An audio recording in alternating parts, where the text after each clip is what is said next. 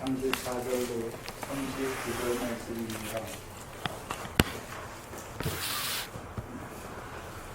마태복음 10장 34절로 39절 말씀입니다.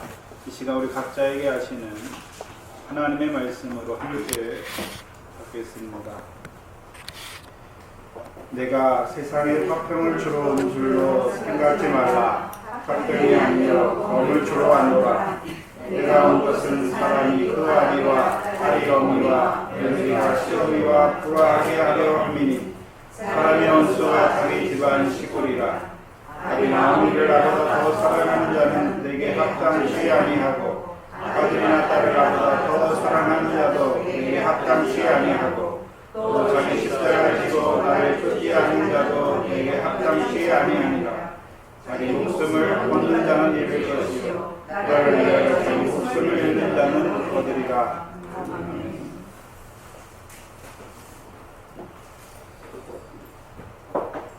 오늘 보는 34절의 말씀을 보시면 내가 세상에 화평을 주러 온 줄로 생각지 말라. 화평이 아니요 검을 주러 왔다.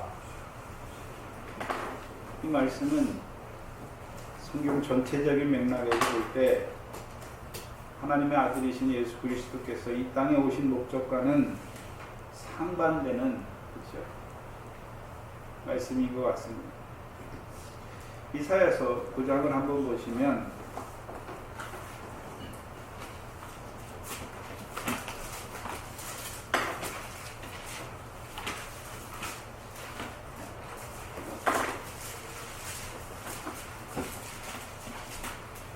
이사야서 9장 6절로 7절을 보시면 예수 그리스도의 오실 것을 말씀하면서 그가 어떤 자로 오실 것인지를 보여주시는 말씀인데 6절에 이는 한 아기가 우리에게 낳고 한 아들을 우리에게 주신 바 되었는데 그 어깨에는 정사를 메었고 그 이름은 기묘자라 모사라 전능하신 하나님이라 영존하신 아버지라 평강의 왕이라 할 것임이라. 그 정사와 평강에 더함이 무궁하며 또 다윗의 위에 앉아서 그 나라를 굳게 세우고 자금 이후 영원토록 공평과 정의로 그것을 보존하실 것이라. 만군의 여호와의 열심히 이를 이루시리라.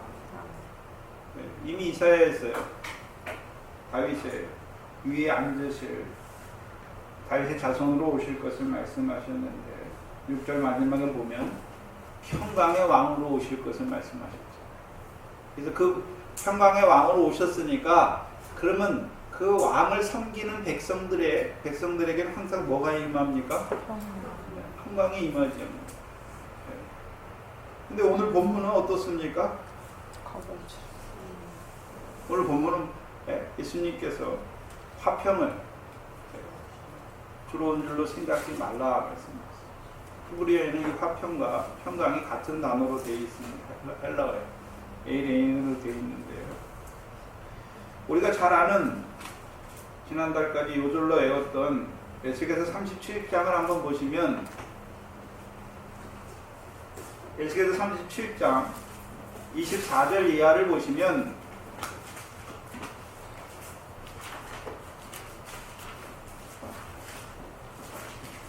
잘 아는 말씀이죠. 내 종 다윗이 그들의 왕이 되리니 그들에게 다 한 목자가 있을 것이라. 그들이 내 규례를 준행하며 내 율례를 지켜 행하며 말씀하죠.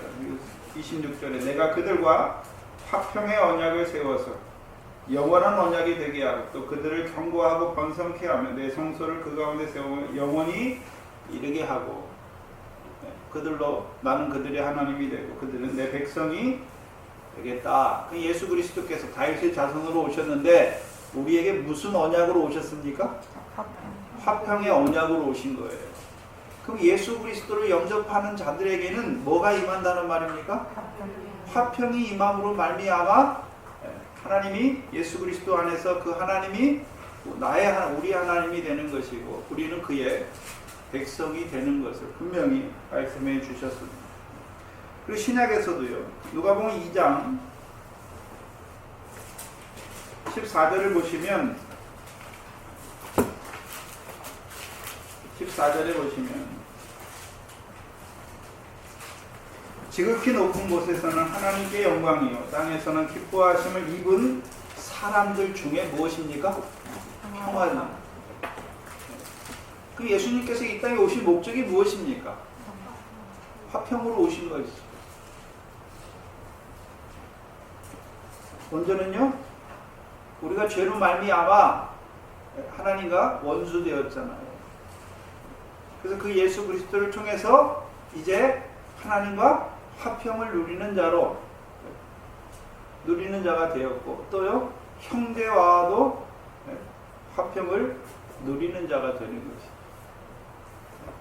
분명히 화평을 위하여 이 세상에 오셨는데, 오늘 본문은요, 내가 세상에 화평을 주러 온 줄로 생각지 말라. 화평이 아니라 검을 주러 왔다 말씀하십니다. 그래서 오늘 본문은 앞뒤가 안 맞는, 성경 전체적인 맥락에서 보면 앞뒤가 안 맞는 말씀인 것 같아요. 성경에 앞뒤가 안 맞는 말씀이 많잖아요. 마태복음에서는 이 말씀 하시다가 누가복음과 마가복음도 다르게 나타나잖아요. 그렇죠? 자유주의 신학자들은요, 뭐라고 말하냐면, 성경은 여기서 이 말하고 저기서 저 말을 하기 때문에 맞지 않는다. 그 성경을 살아있는 하나님의 말씀으로 믿지 않습니다. 뭐라고 보냐면요, 저자의 의도로 봐요. 그래서 마태가 기록한 거예요. 그래서 성경에서 저희는요, 살아있는 말씀으로 보는 거죠. 그래요? 살아있는 말씀이 아니라 마태가 기록한 거, 예수님에 대해서 마태가 기록한 것이죠. 그래서 그 본문에서, 그게 살아있는 게 아니라 그 본문에서 저자의 의도, 그게 중요하죠. 저자의 의도를 파악하는 것이 하나님 말씀입니다. 이렇게 말하죠.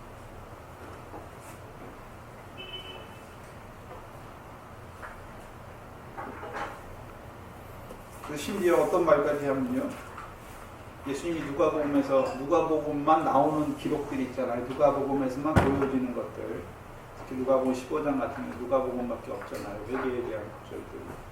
그 뭐라고 말하냐면, 누가가 예수의 입에 그 말을 넣어줬다 말해요. 자유주의 신학자들. 그런데요, 통합 측에서 그게 많이 있지요. 그래서 통합 측은 적용에 강해요. 본문을 텍스트를 푸는 게 아니라 적용을 말하잖아요. 이 본문이 우리에게 현대에 어떤 의미를 말하는지 적용에 대해서 쫙 말하잖아요. 그게 저자의 의도를 많이 가지고 있는 것이. 그러나 본문은 잘 보시면 앞뒤가 모순된 말씀이 아니라 어떤 맥락에서 예수님께서 이 말씀을 하셨는지를 봐야 되는 거죠. 먼저 마태복음 10장은 누구에게 주신 말씀입니까? 제자들이잖아요, 제자. 근데 단순한 제자입니까? 권능을 받은 제자잖아요. 또 예수님께서 그들을 보내시는 제자잖아요. 어디로 보내셨습니까?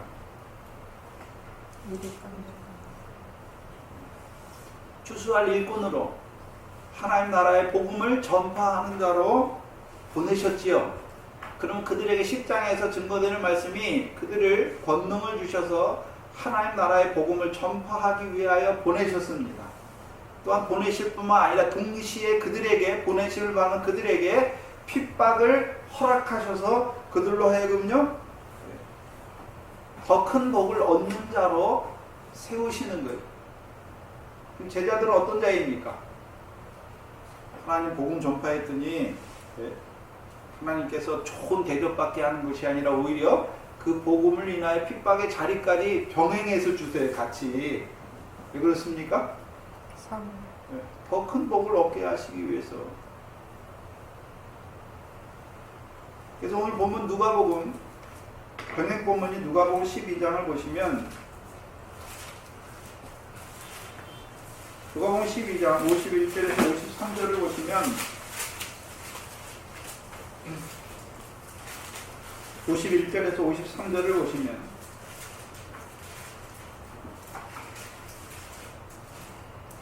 내가 세상에 화평을 주려고 온 줄로 아느냐. 내가 너희에게 이르노니 아니라 도리어 분쟁케 하려 함이라. 그렇죠? 여기 보니까 마태복음에서는 검을 주러 왔다라고 말씀했고, 누가복음에서는 검을 뭐라고 말하고 있습니까? 분쟁이다. 근데 주의해야 될 것은요, 어디에서의 분쟁입니까? 네? 마태복음 10장과 누가복음을 잘 보시면 이 분쟁이 어디에서 일어나는 분쟁입니까? 세상에서 일어나는 분쟁입니까? 오늘 보세요. 52절에 누가복음 12장을 보시면 52절에 이후부터 어디에서요? 한 집에서. 마태복음도요? 마태복음 10장을 보시면 10장을 보시면 35절 36절 보시면 내가 온 것은 사람이 그 아비와 딸이 어미와 며느리가 시어미와 불화하게 하려 함이니 사람의 원수가 자기 집안 식구다. 그러니까 어디에서 일어나는 분쟁입니까? 집안에서. 집안에서 일어나는 분쟁이 집안에서. 그렇죠? 예수님께서 이 세상에 화평을 주기 위해서 화평으로 오신 게 맞아요. 근데요, 지금 너희에게 주시는 말씀, 이 말씀은 아무에게나 주신 말씀이 아니라 그 보내심을 받은 그 제자들에게, 특별히 핍박의 자리에 있는 그 제자들에게 주시는 말씀이에요. 물론 한 가정에서, 한 집에서 일어났으니까 예수 믿는 가정에서 일어나는 분쟁으로 볼 수도 있지요. 그럼 그건 1차적인 단면적인 면이고요. 그래서 우리가 예수 믿으면, 우리 집안이 예수를 안 믿는데 내가 예수 믿으면 저 핍박이 있잖아요. 싫어하잖아요. 여기 자기 집에서 처음 믿음의 시작이 된 아브라함들 있잖아요. 저도 아브라함이거든요. 저희 집안에서는 물론 외삼촌이 있지만 저희 집에서는 제가 아브라함이에요. 여러분도 여러분 가정에서 이제 아브라함들이 있어요. 어떤 분들은 이삭도 있지만 아브라함이 있어요. 아브라함은 항상 어떻습니까? 네? 떠나야 돼요. 핍박이 있어요. 예수 믿는 것 때문에 싫어해요. 미움을 받아요. 근데 그것도 있지요. 근데 있긴 있는데 여기서 말씀하는 본문은 한 가정, 한 집, 곧 교회를 말씀하는 거예요. 일반적인 집을 의미하기보다는 교회를 말씀하시는 것입니다. 그래서 마태복음 우리가 24장 45절에 충성되고 지혜 있는 종이 되어 주인에게 그 집 사람들을 맡아 때를 따라 양식을 나눠줄 자가 누구뇨? 말씀하셨죠. 그러면 양식을 나눠주는 자가 있잖아요. 그럼 누구에게요? 주인에게 그 집 사람들을 맡았잖아요. 오늘 제자들을 예수님께서 보내시잖아요. 물론 추수한 일꾼으로 보내시지만 마태복음 9장 36절에 보시면 누구에게 보내셨습니까? 목자 없는 양에게 보내셨잖아요. 목자 없는 양에게. 네. 목자 없는 양에게 보내셨잖아요. 그럼 목자 없는 양에게 보내셨으니까 제자들을 뭐로 보내셨습니까? 그들에게? 목자로 보냈죠. 목자로. 그래서 우리가 요한복음 21장 마지막에 베드로에게 뭐라고 말씀하십니까? 부활하신 예수님께서 베드로를 만나고서 뭐라고 합니까? 내 어린 양을 먹이라, 내 양을 치라, 내 양을 먹이라 말씀하시죠. 그럼 이제 베드로가 가서 해야 되는 일이 무엇입니까? 내 어린 양을 먹이는 자가 돼야 되지요. 양을 치는 자가 돼야 되고 내 양을 먹이는 자가 되죠. 베드로의 양이 아니에요. 내 양, 주님께서 말할 때 내 양을 먹이라 말씀하시는 거예요. 치라 말씀하시는 거예요.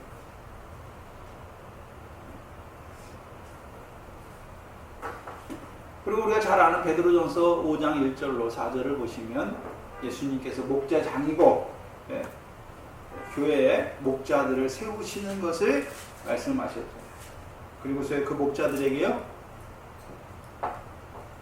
본이 되라 말씀하셨죠.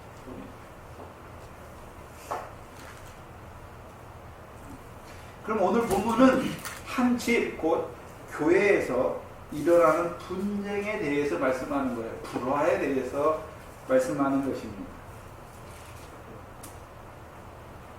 이상해요. 교회에서 불화가 있어요. 분쟁이 있어요. 근데 이 분쟁은 원수가 되어서 서로 싸우는 분쟁이 아니에요. 불화가 아니에요. 너 죽고 나 죽고 하는 그런 분쟁은 아니에요. 왜요? 어떻게 알 수 있습니까? 37절에 아비나 어미를 나보다 더 사랑하지 말라 말씀하셨잖아요. 사랑하지 말라는 것이 아니라 더 사랑하지 말라 말씀하셨잖아요. 그럼 사랑해야 되는 것이죠. 네? 그래서 이 분쟁과 예수님께서 제자들에게 주셨던, 보내심을 받은 제자들에게 주셨던 한 집에서, 한 교회에서의 분쟁. 35절을 먼저 보시면, 내가 온 것은 사람이 그 아비와 딸이 어미와 며느리가 시어미와 불화하게 하려 합니다. 여기 불화의 종류가 나오죠? 불화의 종류가 세 종류죠. 세 종류. 누구와요? 사람이 그 아비와, 여기 사람이라 할 때는 아들이에요. 아들이 그 아비와. 그래서 누가복음에 보면 아들이라고 나와 있죠.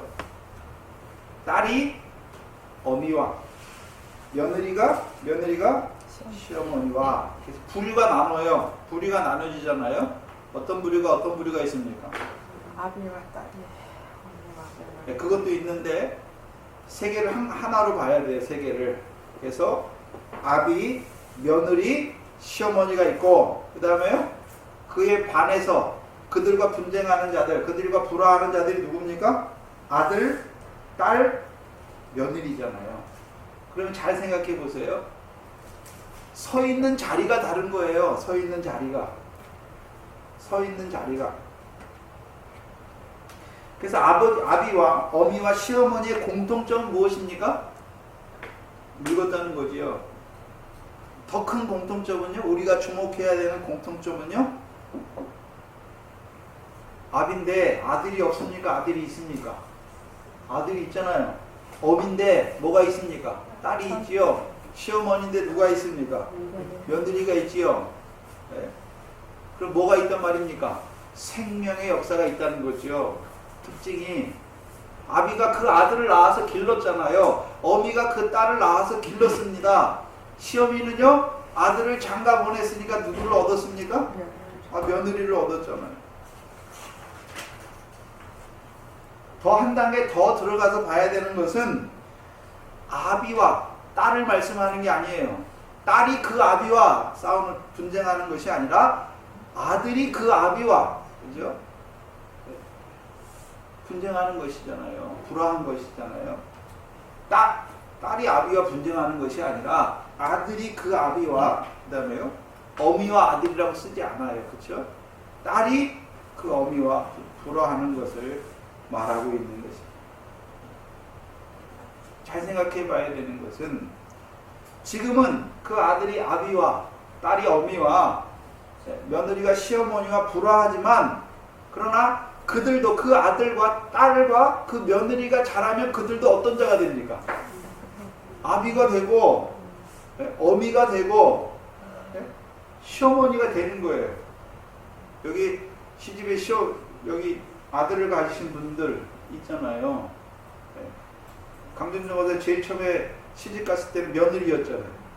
근데 지금은 다 돌아가시고 내가 제일 어른이 되니까 아들 장가 보내니까 누가 생겼습니까? 며느리잖아요. 교회에서도 그 역사가 일어나는 거예요.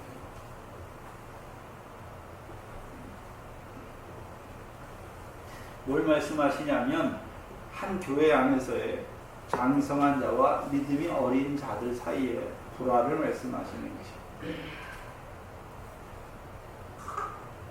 그런데 평안한 때의 불화가 아니라 핍박의 자리에 섰을 때의 불화를 말씀하시는 거예요. 그러면 아비와 아들과 그 아비가 불화한다.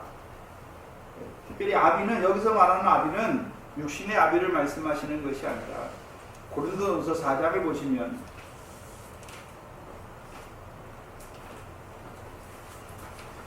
아들과 아비의 불화가 고린도서 4장 15절 16절을 봐야 되는데요.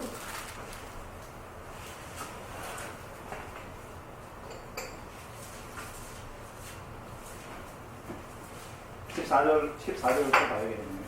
내가 너희를 부끄럽게 하려고 이것을 쓰는 것이 아니라 오직 너희를 내 사랑하는 자녀같이 권하려 하는 것이다. 사도 바울이 고린도전서를 쓰잖아요. 고린도 교회는 문제가 굉장히 많습니다.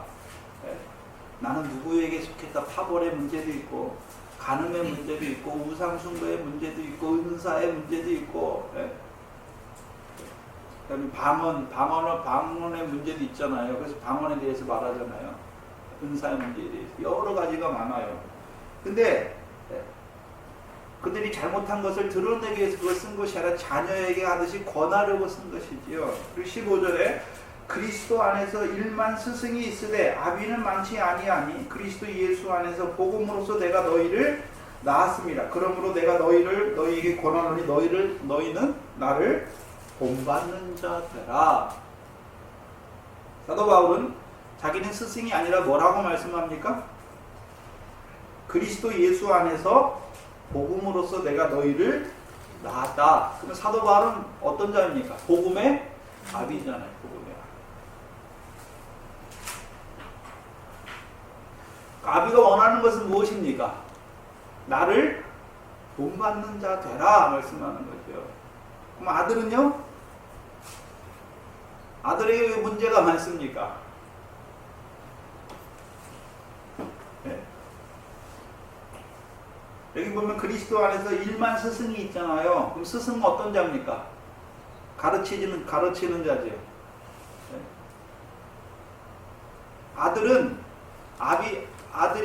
아비는 아들을 낳았는데 가르쳐서 낳았습니까? 아니면 본받는 자로 세우기 위해서 낳았습니까? 본받는 자. 근데 아들은 뭐 하고 있습니까? 가르침을 받아서 자기가 그렇게 행하려고 하는 거죠. 배워서 행하는 것이죠. 특별히 잘 보시면 그리스도 예수 안에서 내가 복음으로 너희를 낳았다 말씀했죠. 이걸 잘 보셔야 돼요. 아들은 아직 사도 바울이 그리스도 예수 안에서 복음으로 아들을 낳았음에도 불구하고 아들은 그 그리스도 예수 안에 있는 복음의 자리에 서지 못했죠. 무슨 말씀 하시는지 알겠어요? 갈라디아 교회를 말씀하잖아요. 갈라디아 교회가 그리스도의 복음으로 부르심을 받았지만, 그렇죠? 아직 그리스도 예수 안에서 아들 되지는 못했잖아요. 그렇죠? 그리스도의 복음으로 부르심 받았다는 것, 성령을 받았지요. 하늘의 것을 봤지요. 그러니까 그들이 어떤 자가 됩니까? 거짓이 역사하니까 그 하늘에 더 나은 의를 율법의 행위로 의롭다함을 얻으려는 자들이 되잖아요. 그래서 오히려 어떤 자가 됩니까? 율법을 범하는, 율법의 저주에 떨어진 자가 되잖아요. 그들에게 사도 바울이 갈라디아를 통해서 율법의 저주에서 속량하신 그리스도의 십자가를 증거해주고 이제 그리스도 예수 안에서 유업을 바라보는 아들로 세울 뿐만 아니라 우리가 행해서 그 의를 얻는 것이 아니라 이제 성령의 소욕을 따라서 하나하나 하나님의 나라를 유업으로 얻는 아들로 세워가시는 것을 보여주시죠. 열매잖아요. 열매. 그래서 나를 본받으라. 그래서 그리스도 예수 안에 있는 사도 바울이잖아요. 그리스도 예수 안에 있다는 의미가 뭡니까? 육체와 함께 정과 욕심은 죽고 성령으로 사는 거죠. 성령으로 행하는 자가 된 것이죠. 그럼 왜 교회 안에서 아들과 아비의 불화를 말씀하는 것입니까? 그래서 아들과 아비의 측면은 왜 아들과 아비를 통해서 우리에게 보여주시는 것이 무엇입니까? 유업이잖아요. 유업의 측면.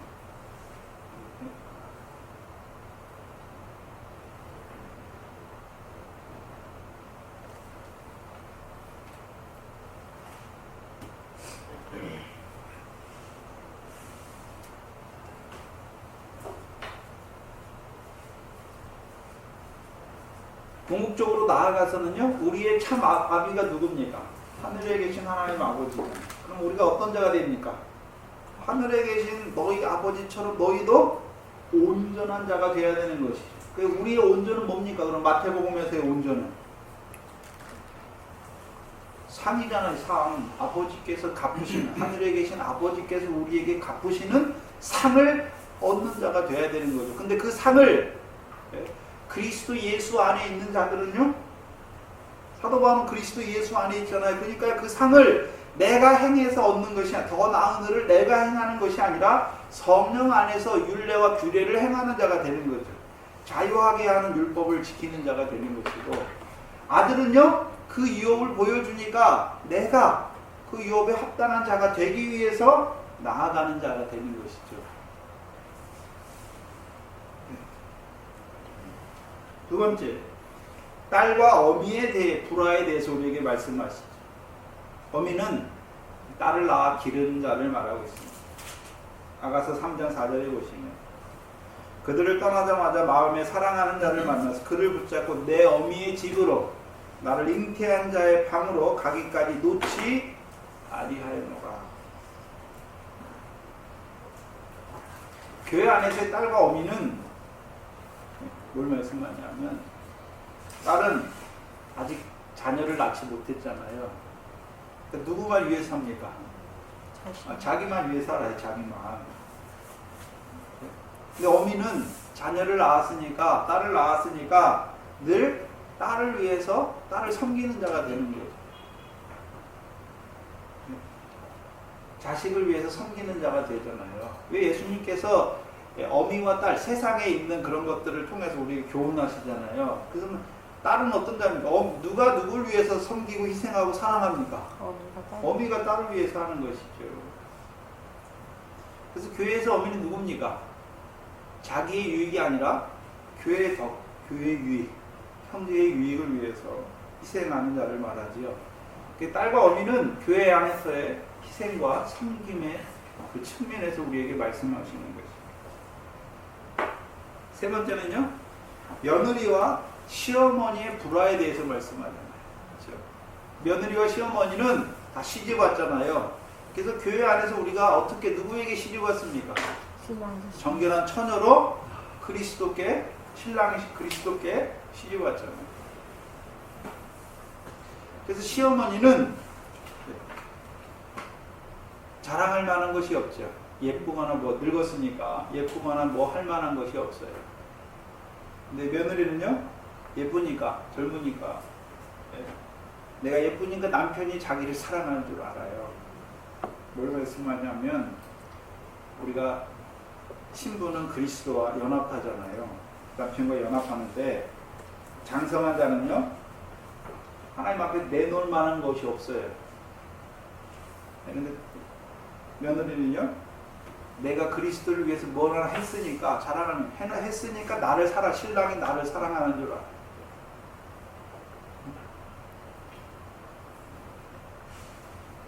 우리가 신랑이 그리스도와 연합하는데, 우리가 뭐나 우리가 하나님 앞에 뭐나 잘하니까, 말씀대로 뭐나 사니까 우리에게 은혜 베푸시고 진리로 충만하는 것이, 우리를 사랑하는 것이 아니잖아요.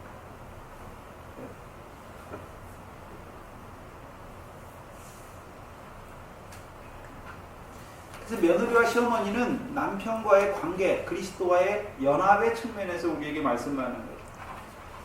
그리스도께서 우리를 붙드시는 겁니까? 우리가 그리스도를 붙드는 것입니까? 네? 우리가 그리스도를 붙드는 건가요? 그리스도께서 우리를 붙들고 계시는 건가요? 그 시어머니와 며느리의 차이죠. 그 36절에 사람의 원수가 자기 집안 식구리라 말씀합니다. 근데 평안한 때에는 원수가 아니에요. 네. 그러나요? 핍박의 16절부터, 마태복음 10장 16절 이하부터요, 핍박의 때에는 믿음이 어린 자들이, 믿음에 장성한 자들의 뭐가 됩니까? 원수가 되는 거죠. 원수가. 여러분이 잘 아는 마태복음 16장이잖아요. 16장. 마태복음 16장에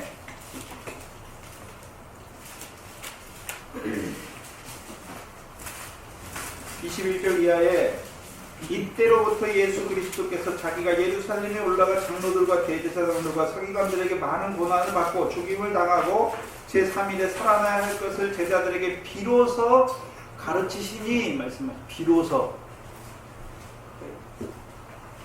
베드로가 예수는 그리스도시요 주는 그리스도시요 살아계신 하나님의 아들이라고 고백할 때 비로소 이제 고난과 죽음과 부활에 대해서 가르치십니다. 근데 22절에 보니까 베드로가 예수를 붙잡고 가나에 가로되 주여 그리 마옵소서. 이 일이 결단코 주에게 미치지 아니하리이다. 예수께서 돌이키시며 베드로에게 이르시되 사단아 내 뒤로 물러가. 베드로가 예수님의 제자잖아요. 그렇죠? 예수님의 제자잖아요. 그리고 주를 그리스도라고 고백했어요. 근데 자기 딴에는 예수님을 위한다고 하는 말이잖아요. 예수님을 사랑하니까 이 말 한 거죠. 그렇죠? 예수님을 사랑하잖아요. 사랑하니까 예수님 죽으러 간다니까 그렇게 하면 안 된다고 말하는 거잖아요.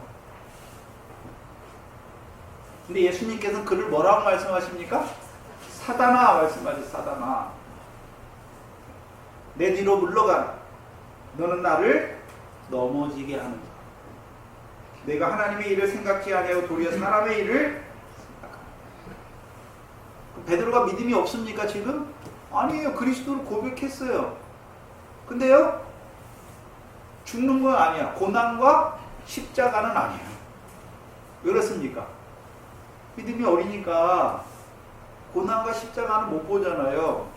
믿음이 어린 자들은 핍박을 어떻게 생각합니까? 핍박 안 받는 게 좋지요. 네. 핍박 안 받는 게 좋지요. 우리랑 함께 살아서 같이 하는 게 낫지요. 그래서 사도행전 21장을 보면 사도행전 21장 10절 이하에 보시면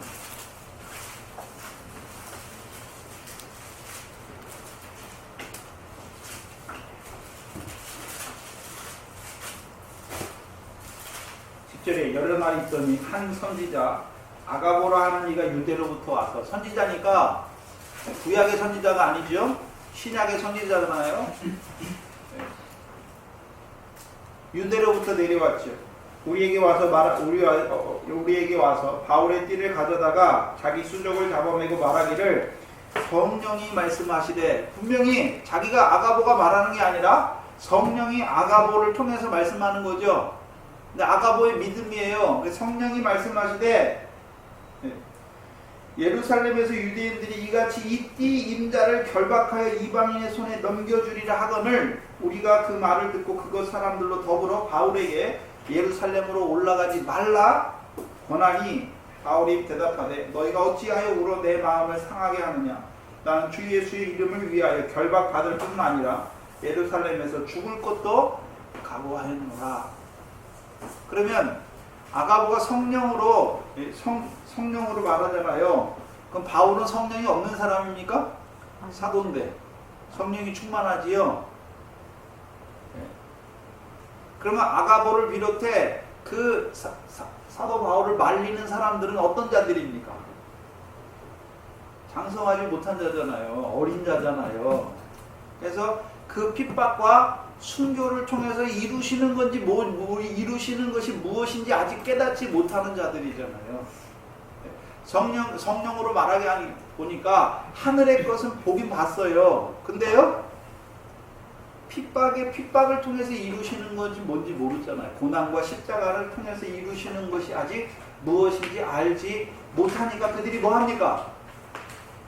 성령으로 말하지만 믿음 안에서 말하지만 사도 바울의 마음을 상하게 하는 것이죠. 사도 바울은 어떤 자입니까? 아비요 자라난 자잖아요. 근데 그의 자녀들이 뭐합니까? 믿음의 자녀들이 뭐합니까? 말리잖아요. 말리고 있잖아요. 그래서 핍박의 자리에 지금 16절부터 마태복음 10장 16절부터 그 복음을 위하여 하나님 나라의 복음 전파를 위하여 보내심을 받은 그들에게 하나님께서 핍박도 분명히 겸하여 주시는 것을 말씀하시면서 마지막에 와서 이 말씀을 하시는 거예요.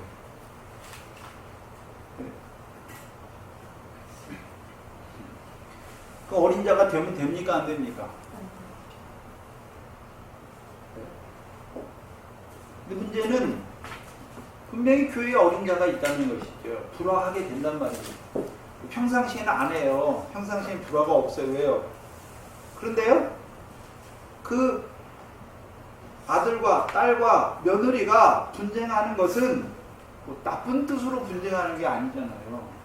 그 장성한 자들은요, 그 핍박을 통해서 하늘의 큰 상을 얻게 하시는 그 복을 얻기 위해서 달려가는데, 믿음이 어린 자들은요, 그 핍박이 두려우니까 가로막는 자가 되는 것이죠. 마음을 상하게 하는 자가 되는 것이죠. 우리 앞에도 핍박이 환란이 있을 것인데, 믿음이 자라지 못하면 어떻게 됩니까? 말려요. 아들이 아버지를 말려요. 그게 뭡니까? 원수예요, 원수. 네. 왜요? 아들과 아버지가 같은 믿음으로 자라났으면 같이 가면 되잖아요. 근데 그거 못 자라났어요. 그걸 보지 못해요. 예수 믿어서 그냥 평안, 하늘의 걸 받지만 아직 핍박을 통해서 이루시는 걸 보지 못하면 여러분들이 갈 때 어떻게 하겠습니까? 붙잡지요, 못 가게. 네? 근데 그 사람들 그 말을 들으면 어떻게 됩니까? 그게 원수잖아요, 원수. 마음을 상하게 하는 거잖아요, 우리 마음을. 넘어뜨리는 거예요, 넘어뜨리는 거.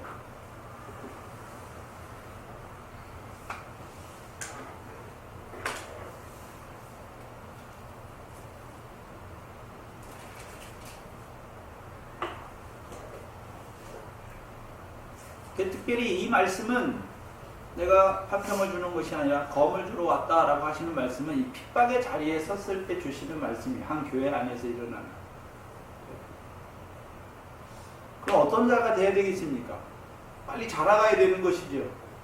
빨리 자라가야 돼요. 자라가지 못하면요, 바른 믿음, 올바른 믿음 안에 있지만, 바른 교훈 안에 있지만 가로막는 자가 되는 거예요. 넘어뜨리는 자가 될 수도 있는 것이죠.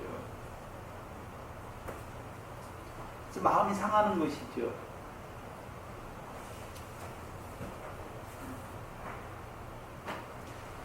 (37절) 이하는 관계에 대해서 말해요. 관계에 대해서.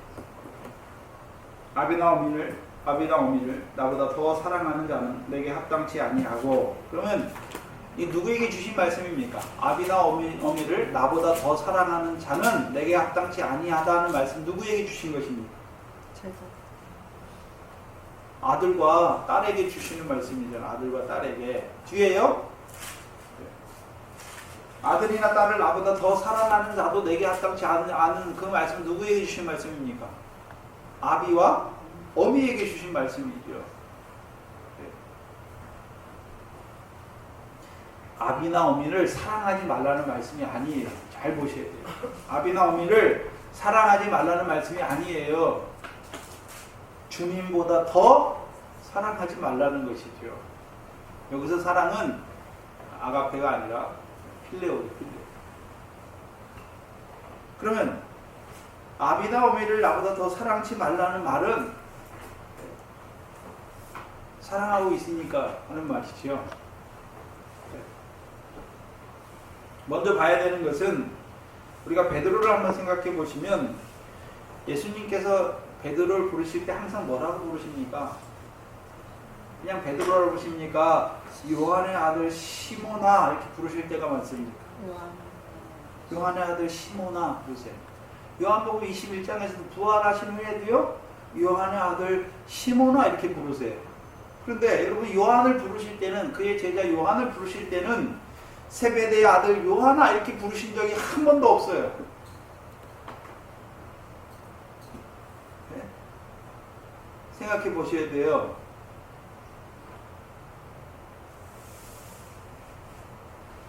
창세기 12장에 아브라함이 떠난 게 나오잖아요. 사도행전 7장과. 그래서 아브라함은 2번 떠나지요. 사도행전 7장에서는요, 고향과 친척을 떠나요. 창세기 12장에서는요, 본토, 친척, 아비집을 떠나요. 그래서 사도행전 7장에는 갈대아 우르를 떠날 때는 고향과 친척을 떠나는 것이고, 그 갈대아우르를 고향과 친척을 아브라함만 떠났습니까? 데라도 떠났습니까? 그래. 데라도 같이 떠났어요. 그래서 창세기 11장 마지막 절에 보면 데라가 아브라함과 자보 사레와 롯을 데리고 가나안 땅으로 가고자 하더니 하란에 머물러서 거기서 죽었다. 205세를 향수하고 죽었다 말거죠.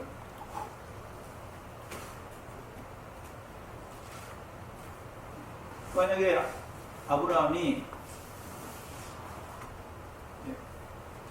하란에서 그 아비를 더 사랑했으면 아브라함도 하란에서 죽어요. 그렇죠? 아비 집을 떠나는 거예요. 그게 뭡니까? 아비를 나보다 더 사랑하지 않는 것이. 누굴 더 사랑했습니까? 그러면 데라라는 육신의 아비를 떠났습니까? 데라를 통해서 주시는 교훈을 떠나는 것입니까? 교훈을 떠나는 것이죠. 여러분들이 지금까지 신앙생활 여러 군데서 하셨을 거예요. 그때마다 처음 들어오실 때 우리 교회는 순복음에서 하신 분들, 신앙생활 시작하신 분들도 많은데 처음에 어떻습니까? 네? 그래서 여러 군데를 거쳐오셨는데, 그렇죠? 네. 그 순복음 신앙이 지금도 있습니까? 그 교훈은 떠났습니까? 떠나야죠. 그걸 계속 가지고 있으면요,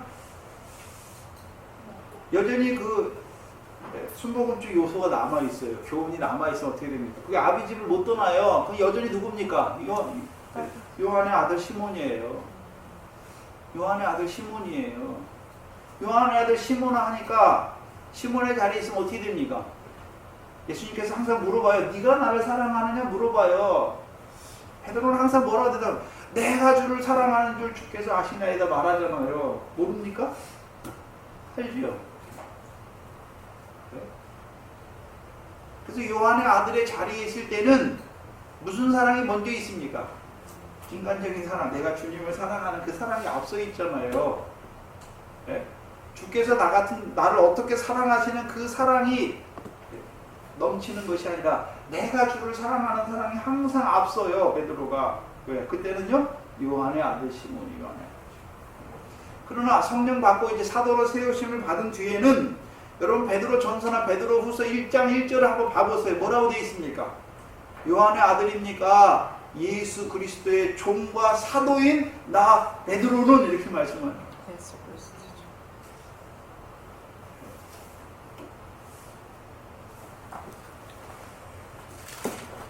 베드로서 1장을 보시면 예수 그리스도의 종과 사도인 시몬 베드로는 말씀입니다. 시몬도 있어요. 베드로가 말하는 시몬 베드로는 말하잖아요. 근데 요한의 아들 시몬이 아니에요. 예수 그리스도의 종과 사도인 시몬 베드로예요. 근데 왜 시몬을 왜 앞에 써놨습니까? 베드로만 쓰면 될 건데 베드로는 주께서 주신 이름인데 왜 시몬을 써놨습니까? 시몬을 베드로 되게 하셔서 사도와 종으로 삼으신 거예요. 하나님께서. 그래서요, 목자로 세웠잖아요. 양을 치는 자로, 양을 먹이는 자로 세워주시고.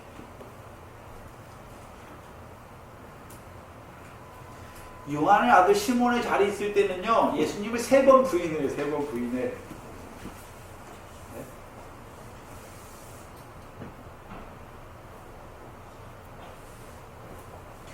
아비나 어미는 교회적으로 말할 때 아비는 말씀으로 낳는 자예요. 성경은 여자가 낳다 말 안 해요. 아브라함이 이삭을 낳고 이삭이 야곱을 낳고 야곱이 12 아들을 낳고 쭉 그렇게 말씀하시잖아요. 네. 이 성경은요, 아들과 아비를 말할 때에는 아비는요, 말씀으로 낳는 자예요. 그럼 어미는요, 기르는 자죠. 네. 젖먹이는 자잖아요. 사라가 젖먹이잖아요. 기도와 희생으로 섬겨주는 자들을 말씀하죠. 더 사랑한다는 말. 그러면 아비나 어미를 더 사랑한다는 의미가 무엇입니까? 더 사랑하게 되면 분쟁이 일어나요. 불화가 일어나죠. 고린도전서 1장이죠. 그 고린도 교회에서 그대로 일어나는데요.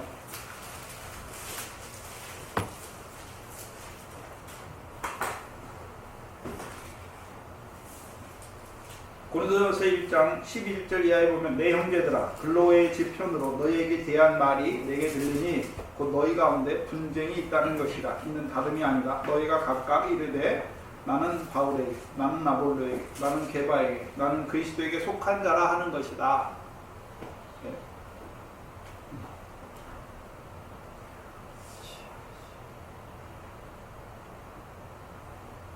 더 사랑한다는 말은 우리 게바에게 속했습니까? 바울을 통해서 말씀을 받았다고 바울에게 속한 자가 됩니까? 고린도 교회 잘 보시면 나는 바울에게, 아볼로에게, 게바에게, 그리스도께 그러잖아요. 네? 그러면 베드로도 분명히 고린도 교회 갔단 말입니까? 안 갔단 말입니까? 갔어요. 네. 고린도서 3장을 보시면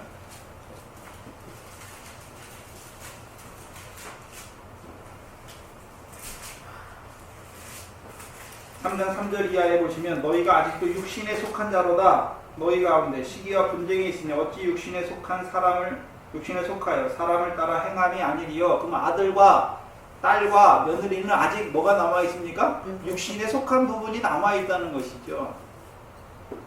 4절에 어떤 이는 말하되 나는 바울에게다 하고 다른 이는 나는 아볼로에게라 하니 너희가 사람이 아니리요. 그럼즉 아볼로는 무엇이며 바울은 무엇이냐? 저희는 주께서 각각 주신 대로 너희로 하여금 믿게 한 사역자들이냐. 나는 심었고 아볼로는 물을 주었으되 오직 하나님은 자라게 하시느니. 그런즉 심는 이나 물 주는 이는 아무것도 아니로되 오직 자라게 하시는 하나님 뿐이니라. 심는 이와 물 주는 이가 일반이나 각각 자기의 일하는 대로 자기의 상을 받으리라.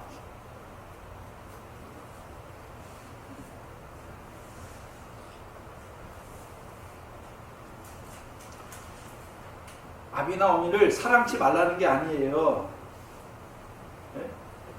나보다 더 사랑치 말라는 것이죠. 물론 복음의 아비나 어미가 귀하죠. 네? 그러나요? 그 사람의 말로 그에게 속한 것, 그를 통해 주시는 하나님의 말씀으로 받아야 되는 거죠. 하나님의 말씀으로. 하나님의 말씀으로. 사람이 아니라 그 사람을 통해서 주시는 하나님의 말씀을 늘 받아야지요. 그 목회자도요, 자기 교회 만드는 게 아니지요. 하나님의 양이에요. 하나님의 양. 맡은 거예요. 맡은 거.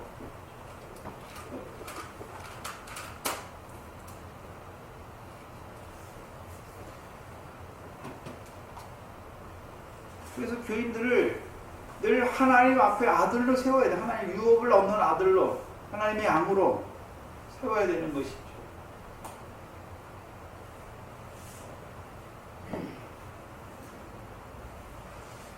그래서 사도 바울은 어디서는 복음의 아비고 또 어디서는 형제라고, 자기를 형제라고 말하잖아요.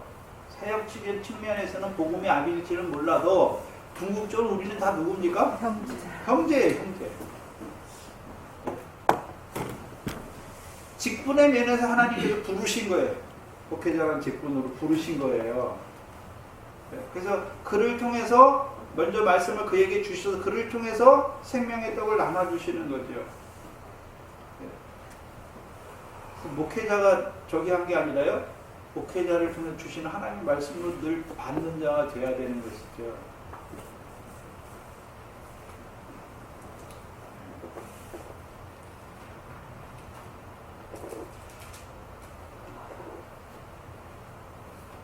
근데 오늘날은 목회자가 하나님의 자리에 서 있어요. 희한하죠.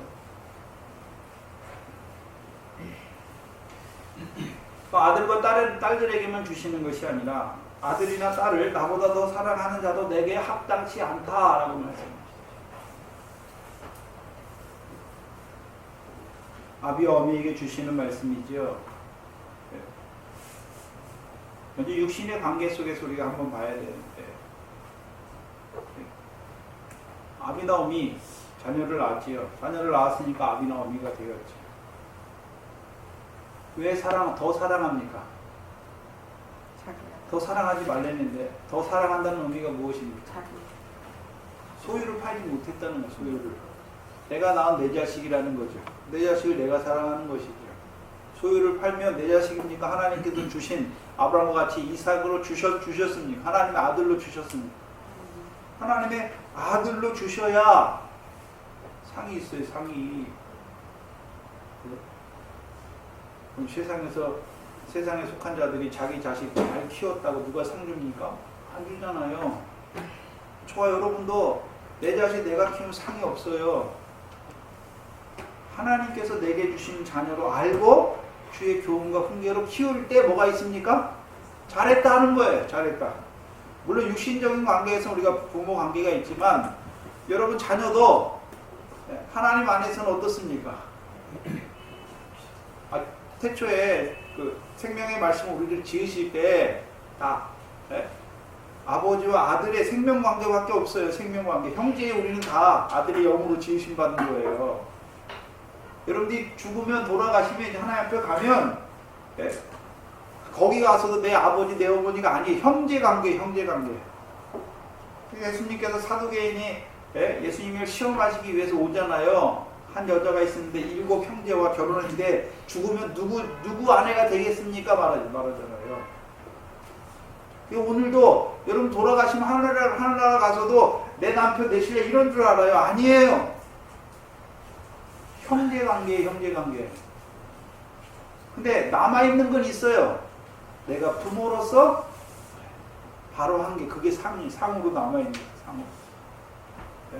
내가 자녀로서 부모에게 주 안에서 순종한 게 뭡니까? 그게 상으로 돼 있는, 상으로 남아있는 것이죠. 그래서 주의 자녀, 주께서 보내신 하나님의 자녀로 기를 때 상이 있는 것이죠. 육신의 관계에서도. 그러나 특별히 지금은 교회 안에서 말씀하는 것이니까 영적으로 믿음의 자녀들을 낳아 기르는 아비와 어미에 대해서 어미들에게 주시는 말씀이죠. 생명의 역사가 있는 자들에게 주시는 말씀이죠.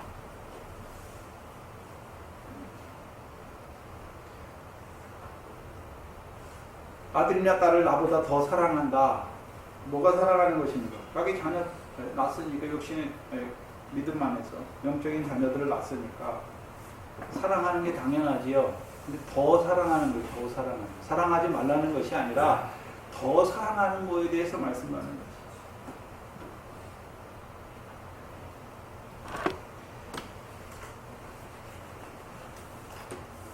제가 요즘에 신지사님 때문에 지난번까지 마음이 되게 답답했어요. 신지사님 생각하면 기도도 하다가 답답한 마음도 있고 그랬어요. 그래서 신지사님이랑 통화를 하면 뭐 별로 할 말도 없고 뭐 해드릴 말씀이 없더라고요. 신지사님이 지난 이번 주에 문자를 넣으셨어요. 전도사님 너무 걱정하지 마시고 거짓말하지 마시고 전도사님을 통해서 주신 그 영광의 복음을 인해서 내가 시험받는 것이다.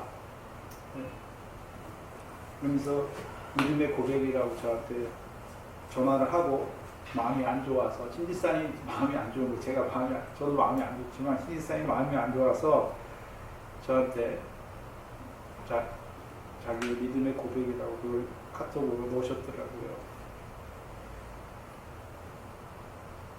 그래서 제가 기도하는 중에 생각해 보니까 제가 신지사님을 사랑하는 게 주께서 신지사님을 사랑하는 것보다 앞서 있더라고요. 그게 앞서 있더라고요. 네. 그래서 우리 집사님으로 갖고 있는, 우리 교회 집사님으로 갖고 있는 거예요. 하나님 앞에 하나님의 갔는데 그리스도께서 그를 더 사랑하는 것보다 내가 우리 신지사님을 교회 집사님을 더 사랑하는 게 앞서 있더라고요. 내가 그를 위해 죽은 것도 아니고 네? 내가 그를 눈동자같이 보살펴 줄 것도 아닌데 네? 그게 앞서 있더라고요. 그 집사님이 누가 죽었습니까? 예수님께서 죽으시고 오늘도 부활하셔서 그를 위하여 대제사장으로 오늘도 눈동자같이 그를 지키시는 분이 누굽니까? 주님이시죠.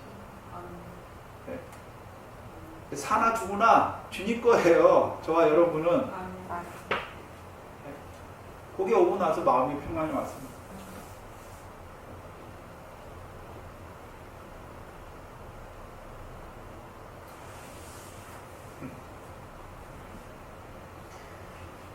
다만 교회 안에서의 자리가 있는 거지, 자리가. 근데요, 대부분의 사람들은 그냥 아들과 딸의 자리에 있다가 가요. 며느리의 자리에 있다가. 장성한 자가 많아야 됩니다.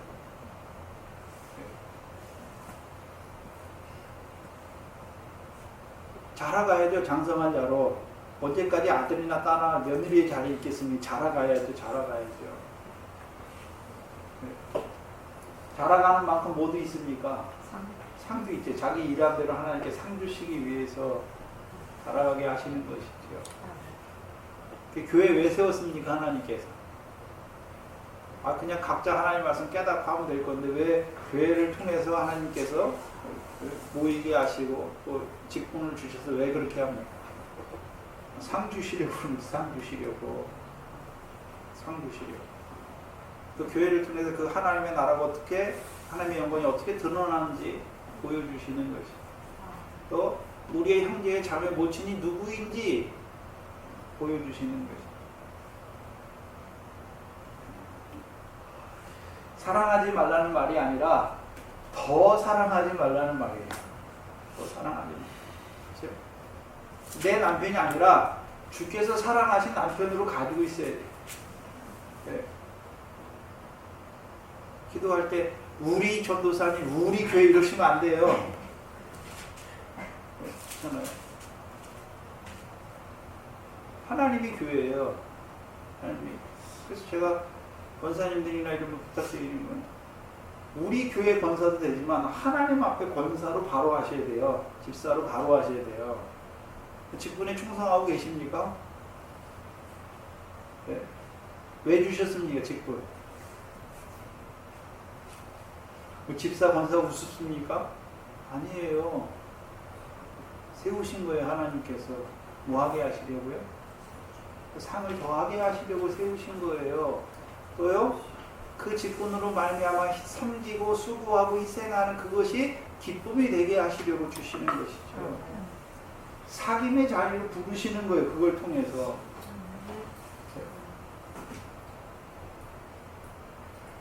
근데 그걸 몰라요. 그걸 바로 알지 못하면 계급장도 달고 있고 다스리려고 하고 내가 권사니까 내 말 들으라 이렇게 거죠.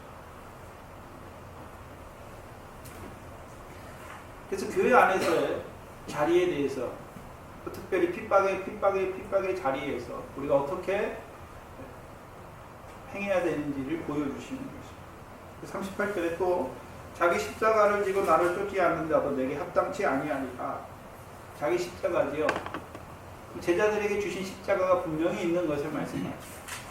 물론 예수 그리스도의 십자가는 아니에요. 예수 그리스도의 십자가는요, 하나님의 백성을 구원하기 위한 십자가였죠. 그렇죠? 그럼 십자가, 그 왜 예수님의 십자가가 있고 또 우리의 십자가가 있어요. 우리에게 주신 십자가. 그럼 예수님의 십자가에서 드러난 게 뭡니까? 자기 희생이잖아요. 섬김이잖아요. 대속물로 주는 것이죠. 그럼 우리의 십자가에도 뭐가 나타나야 됩니까? 우리를 주는 게 나타나야 되는 거죠. 십자가는 사랑이에요. 사랑. 그렇죠? 사랑에는 항상 뭐가 따릅니까? 자기 부인이 자기 죽음이 따르는 거예요. 자기는 안 죽고 내가 너를 사랑한다가 아니라 예수님이 자기를 죽으시면서 죽으시기까지 우리를 사랑하시는 걸 보여주는 거예요. 또 우리의 십자가도 뭐가 드러나야 됩니까? 섬김, 나의 희생, 나의 섬김, 나의 낮아짐이 드러나야 되는 것이죠. 그래서 우리의 주신 십자가는 뭡니까? 우리에게 맡겨주신 것. 형제잖아요, 형제. 형제를 서로 사랑하라 했으니까. 그렇죠? 그래서 여러분의 형제가 누굽니까? 주신 가정에서, 일터에서, 교회에서 드러나야 되는 것이죠. 근데 하나 생각해 봐야 되는 것은 예수님이 십자가를 지실 때 자기 백성을 위해서 십자가를 지시는데 그 누가 알아주는 사람이 있습니까? 없어요. 네? 제자들 다 도망갔어요. 네? 그 말씀을 받던 제자들도 다 도망갔어요. 그리고 오히려 뭐 합니까? 앞에서 희롱하고 멸시하고 하나님의 백성들이 자기를 위해 죽으시는데 희롱하고 그 십자가는 아무도 알아주는 게 아니에요. 네. 근데 우리는 착각하죠. 내가 희생하고 내가 교회를 위해서 이렇게 섬긴 거 좀 누가 알아줘야 되고 내가 이렇게 하는데 그 사람들이 안 알아주면 어떻게 합니까? 삐치죠.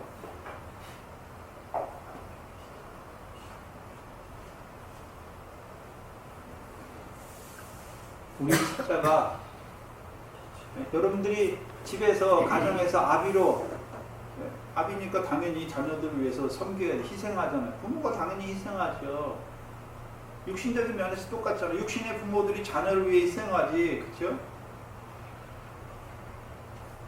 근데 여러분 자녀를 키울 때 내가 너 이렇게 희생하며 수고하고 키웠으니까 네가 나 알아주라고 키우는 사람이 있습니까?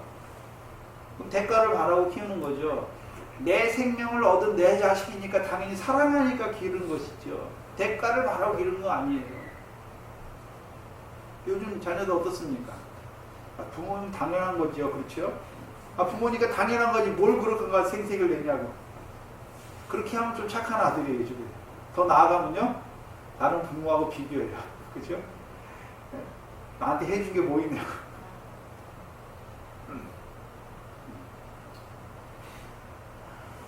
우리 십자가는 여러분이 어느 자리에 가서든지 직장에 가서 어디에 가서 가정에서 섬기고 수고하고 희생하는 거는 누가 알아주라고 헤아려 주려고 주는 게 아니에요. 주께서.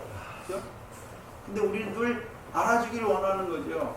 문제는 거기 있는 것이죠. 누가 알아주는 십자가가 아니에요. 그렇게 생각하지 마세요.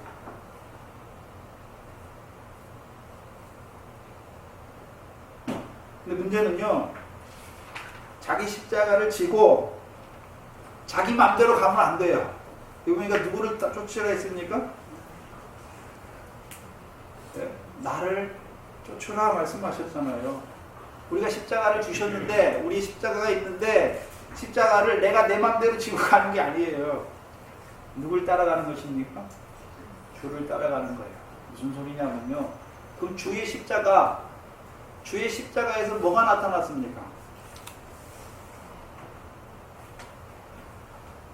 로마서 5장 8절이잖아요. 우리가 아직 죄인 됐을 때 그리스도께서 죽으심으로 말미암아 그리스도의 사랑이 나타났으니까 하나님께서 우리에 대한 사랑을 확증하신 것입니까? 하나님께서. 그럼 우리의 십자가는 그 십자가를 통해서 나의 사랑과 수고 이런 게 나타나면 안 돼요. 누구의 사랑이 나타나야 됩니까? 주의 사랑이 나타나야 되는 것이죠.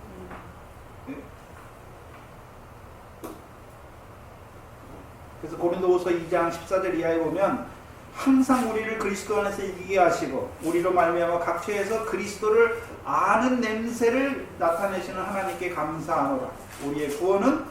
우리는 구원을 얻는 자에게나 망하는 자들에게는 하나님 앞에서 그리스도의 향기다. 우리의 섬김은 그리스도의 향기로 드러나야지 우리의 열심이나 수고나 우리의 땀 냄새가 나면 안 돼요. 우리의 땀 냄새가 섞이면 더러운 것이 됩니다. 자기 십자가 어떻게 집니까? 우리에게 주신 그게 멍해예요. 우리에게 주신 거지. 쉽잖아요. 왜요? 내가 지니까 무거운 것이고 성령 안에서 그것을 그 직분이나 그 십자가를 주셔 그 자리에 세우셔서 이루시는 것을 보면 쉬워요. 그래서 여러분이 가정에서 뭐 빨래 합니까? 뭐 밥을 하고 뭘 합니까? 청소를 하고 그게 다 뭡니까? 지극히 작은 일이잖아요. 지극히 작은 일에 충성하라고 보냈잖아요. 근데 문제는요, 지극히 작은 일이라고 내가 하려고 하는 거죠. 내가 하는 거예요. 내가 하니까요 비가 상하는 때가 있는 것이죠. 성령 안에 지극히 작은 일을 나는 못하는데 성령이 하게 하셨으면 비상할 게 없어요. 누가 뭐 알아주든지 말든지. 그렇잖아요. 직장 일에 가서도 마음을 다하여 죽게 하듯이 하면 사람이 알아주든지 말든지 아무 상관이 없어요. 왜요? 유업의 상을 죽게 받으니까.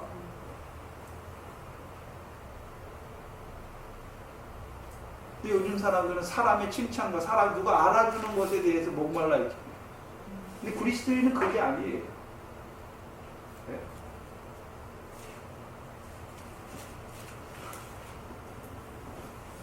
그걸 통해서 주의 사랑이, 하나님의 사랑이 드러나야 됩니다. 그리스도의 향기가 드러나야 되는 것이, 하나님 앞에 그리스도의 향기가 드러나야 되는 것이지, 우리의 땀 냄새, 우리의 수고, 이거 드러나면요 말짱빵이에요. 저 땀 많이 나는.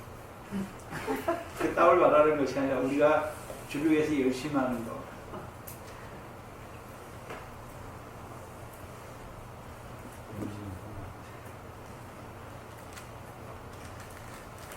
여러분, 보내심을 받은 자들의 십자가, 특별히 여기서 말씀한 십자가는 핍박의 자리예요. 핍박의 자리.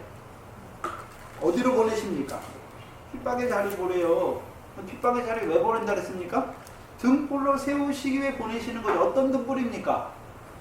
나를 의를 인하여 핍박을 받는 자는 복이 있다는 것을 증거하시기 위한 등불이에요. 또한요, 저희들 거짓된 자들과 이방인들에게 증거로 세우시기 위한 그 자리예요. 근데 누가 알아줄까 생각하지 마세요.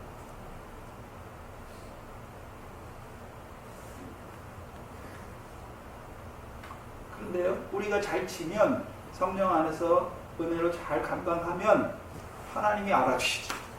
갚아주시는 것이죠. 우리의 소망이 거기 있는 것이죠. 그럼 마지막에 39절에 자기 목숨을 얻는 자는 잃을 것이요 나를 위하여 자기 목숨을 잃는 자는 얻으리라. 그래서 이 핍박의 마지막, 이 양을 이리 가운데로 보내시면서 그 핍박을 허락하시면서 마지막이 무엇입니까? 그 핍박의 자리에서 너희가 무엇을 잃고 무엇을 얻을 것인지를 잘 보라는 것이죠.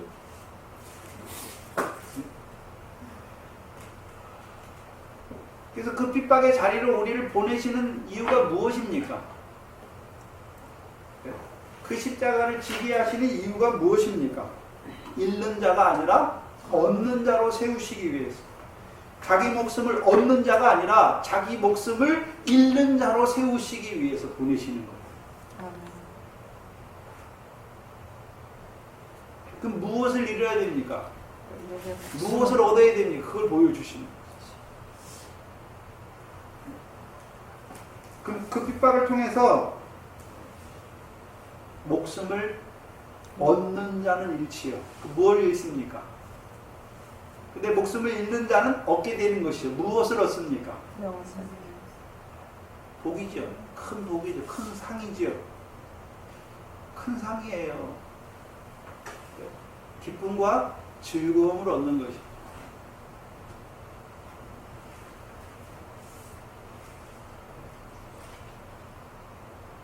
또한 첫째 부활의 영광, 더 나아가서는요, 그와 함께 그리스도와 함께한 후사로 세우시기 위해서 보내시는 거예요. 핍박의 자리에 그와 함께 영광을 얻기 위하여 고난도 받아야 될 것이다. 무엇을 얻습니까? 영광을 얻는 것이죠. 근데 영광에는 항상 자기의 죽음이 없이 영광이 있습니까? 없습니까? 없어요. 자기의 십자가가 있어야, 죽음이 있어야, 잃는 것이 있어야 뭐가 있습니까? 영광이 있는 것을 말씀하는 것이죠. 그래서 영국의 속담에 No cross, no crown. 십자가 없이 왕관도 없다, 면류관도 없다. 분명히 말하는 것이죠. 근데 지금 제자들을 보내시면서 이 말씀하는 것이잖아요. 그렇죠? 제자들을 보내시면서 권능을 주셔서 보내시면서 이 말씀하는 것이죠. 그럼 우리가 주님의 권능을 가지고 살아요. 그렇죠? 살아요. 분명히 살아요. 하나님 나라에서 그 유업을 받은 자로, 유업을 얻는 자로 살아요. 근데 하나님께서 유업을 얻는 자리에서, 그 자리에서 그치는 것이 아니라 더 큰 영광을 얻게 하기 위해서 모두 더 더하여 주시는 것을 보여주시는 것입니까? 핍박을 더하여 주시는 것을 말씀하는 것입니다. 문제는요, 저와 여러분이 그 핍박을 인하여 기뻐하고 즐거워하는 자리까지 자라가야 되는 것이. 자라가야 돼요.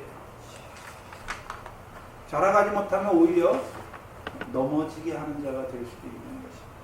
분명히 이 교회에서도요, 이 말씀을 통해서 지금 신부의 기름을 예비하게 하시는데, 분명히 말씀을 받았으니까 그 자리 기다리고 있잖아요. 근데 기름은 없는 자들도 분명히 있을 것입니다. 그건 다 기름이 예비되어서 그 첫 3년과 환란에 다 그 핍박을 통해서 순교의 자리에 나가면 좋겠는데, 그건 기름이 있어야만 되는 거예요. 평상시에 기름을 짜는, 십자가 지는, 자기 부인되는 삶이 있어야 그때 가서도 죽는 거예요. 지금 되지 못하면 그때 가서는 되지 못합니다. 특별히 우리 동산교회에서는 하나님께서 그 순교를 통해서 이루신 그 첫째 부활의 영광을 보여주셨잖아요. 환란 왜 허락하십니까?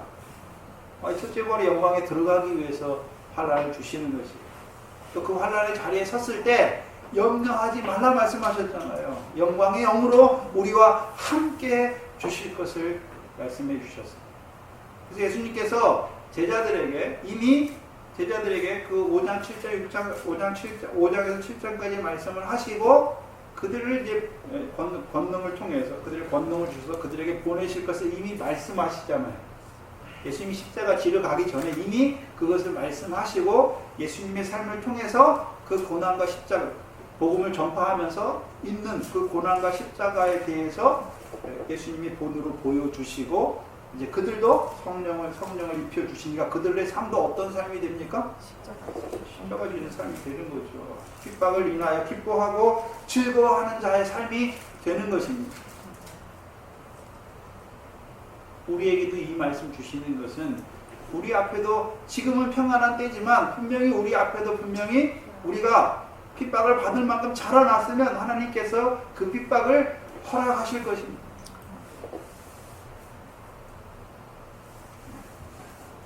전도사님이 이 말씀 증거하죠. 그런데요, 전도사님은 그 믿음으로 자라나셨는데 말씀을 받는 우리가 안 자라났어요. 핍박의 순교를 통해서 이루신 영광을 받는데 기름이 없어요. 맨날 죽는 연습이 안 됐어요. 내가 하고 싶은 대로 다, 말씀은 들었지만 삶은 내가 하고 싶은 대로 다 해요. 자기 부인하고 자기 십자가 지는 삶이 없어요. 그럼 순교가 그 첫 3년 환란이 시작하면 견딜 자가 있습니까? 없어요. 다 넘어져요. 왜 더디우십니까? 올 때가 됐어요, 이미. 왜 더디우십니까? 내가 안 됐어요. 우리가 안 돼. 이 말씀을 받은 예수 믿어 세상 축복 바라는 사람들이 무슨 핍박을 통해서 순교 그거 뭘 바라고 있습니까? 이 땅에서 더 육신으로 더 사는 게 기쁨일 건데 그들에게. 이 말씀을 받는 자들 중에서도 아직도 육신의 것이 남아있어서 아직 되지 못한 우리 때문에 더디오시는 거예요. 자라가야지. 그 핍박은 저주가 아니라 그 영광을 얻게 하시는, 그 첫째 부활의 영광을 얻게 하시는 그 자리입니다. 복된 자리예요. 기도하겠습니다.